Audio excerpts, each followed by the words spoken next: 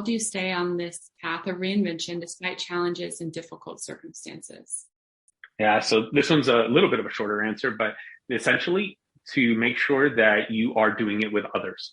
Begin forming your entourage. Find your advisors, find your mentors, find your coaches, find your supporters, your cheerleaders, your friends, and all of that. Find your challengers too, the people who you know in your circle who are always going to find a way to challenge your thinking and your ideas. Because like I said, getting those tough questions is going to be really important as well. So build your entourage, but also walk with others who are reinventing themselves. Find other people who are going through the journey because you will get knocked down. Guaranteed. Journey to reinvention is not a smooth, again, there are no two reinventions that are the same. As a result, that means there are no paved roads. So you're going to have to pave some of these roads. Every now and then, some parts might be paved, but that's just little parts. But the journey itself is mostly going to be unpaved. And that's part of what makes it exciting, because it means that you are pursuing success on your terms, like your definition of success, not society's, not what somebody else tells you have to do, but what makes you actually happy. But when you do it with others, and like I said, you're likely to get knocked down, there's somebody else there to pick you up when you get knocked down. Somebody will extend that hand and help you lift you up, because that will happen. And you'll do the same for them, because there are going to be moments where they're down and you're going to be up, and you're going to be riding a high, and you're going to help them get back up. So I would recommend right there, just make sure you're doing it with others, on your entourage as well, the people who are there to support you, your supporting cast and crew. And then, like I said, find others who are also walking the journey to reinvention. Cool. Okay. Next question is, how do you recommend someone to take reinvention slowly and steadily? So slowly and steadily, I guess I would say following the 4 strategies of getting meeting new people and getting their ideas. So new people, new passions, new perspectives, and new questions. So when you engage with meeting new people, you have an opportunity to get new ideas. When you engage in new passions, you have the possibility of discovering things you might be interested in, potential next stops along your journey to reinvention. If nothing else, an opportunity for you to shine and be at your best. New perspectives, you get to see the world from a very different place, from many different places, ideally. And the more of those you can adopt, the more perspectives you can adopt, well, the better your thinking is when you're approaching challenges on your journey. And lastly, questions. Finding those new questions that you're not asking yourself will definitely open you up. That's like a slow and steady approach, because those are things that don't require you to quit. They don't require you to take any massive leaps. You don't even have to start a business. You literally just do those things on the side of whatever you're doing and make those a regular part of your life. Make those, maybe it's a coffee chat you have once a week, with somebody brand new. You're like, every week or every 2 weeks, I resolve to meet somebody new for coffee.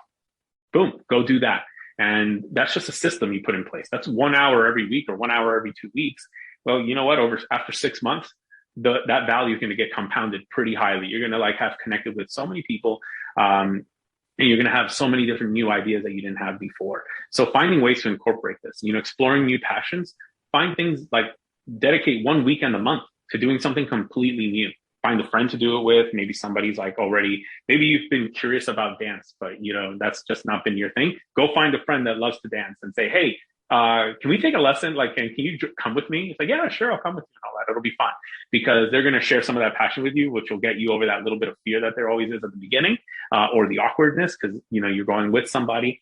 But test those things out, make those part of a, regular thing. 3, the perspectives, finding new perspectives. Find a way to experiment being in different places, making sure that you see the world from a different vantage point. And one great way of doing that is also by engaging in new experiences, like new classes, because you see the world from somebody else's place, from maybe from the dancing world or perspective, or from the cooking perspective, or whatever the thing might be that's different. The bottom line is you want to be in a different place.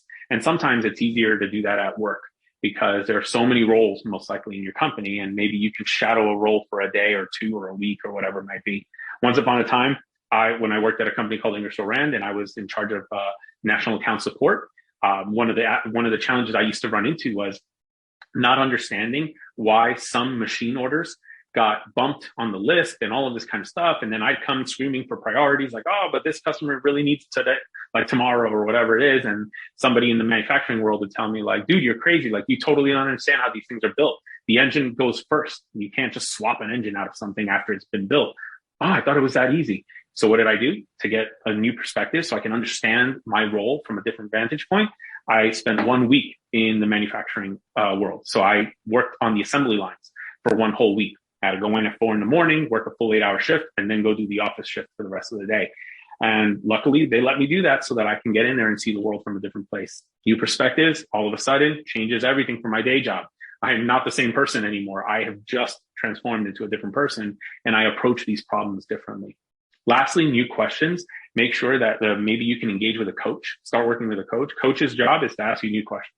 It's literally all they do is they ask you questions and then they just listen. They let you kind of work that out. They ask questions and then they listen. So finding a coach could be a great way to like make sure that if you got that one session a month, present your ideas, pitch what you're thinking about, and then just have them poke holes in it.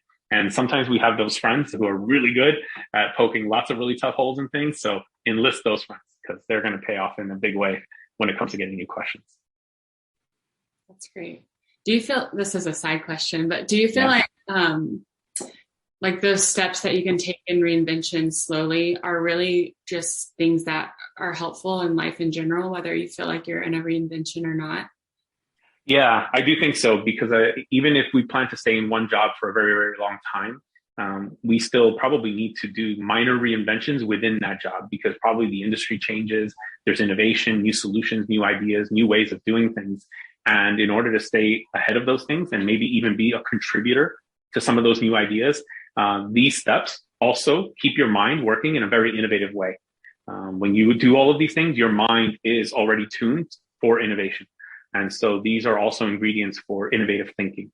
So yeah, I think it's important because we're always running into new problems that we've never addressed before and all of that. I see this with my sister and my brother-in-law, with my nieces. As those girls grow up, new problems that they haven't had to ever deal with in life.